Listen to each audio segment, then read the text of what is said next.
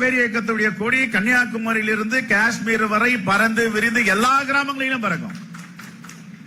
தேசிய நீரோட்டம், தேசிய நெஞ்சங்கள் சும்மாவா அது? 1885 அரசியல் அதிகாரத்தை கைப்பற்ற வேண்டும், எங்களுக்கு 10 சீட் அதிகமா கொடு, ஒரு வாரியம் கொடு, ஒரு மந்திரி கொடுன்றதுக்காக ஆரம்பிச்சாங்க அந்த கட்சியை. இந்த கட்சியுடைய கொள்கை, கோட்பாடு வீரியம் உள்ளது, மிகப்பெரிய பாரம்பரியம் உள்ளது, வரலாற்று சிறப்பு மிக்கது.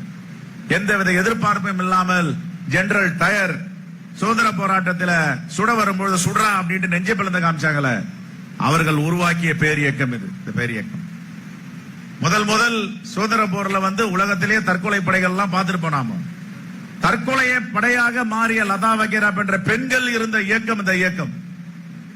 அப்படிப்பட்ட இயக்கத்தை யாராவது விமர்சனம் பண்ண முடியுமா? தெரியாது, அவங்க தெரியாம பண்றாங்க, அறியாமை. இந்த அறியாமை எல்லாம் நாம் அகற்றி விடுவோம்.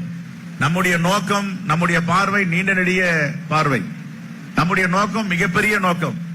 இந்த தேசத்தில மதசார்பற்ற சக்திகள் காலூன்ற வேண்டும், மதவாத சக்திகளை, பாசிச சக்திகளை விரட்டி அடிக்க வேண்டும்.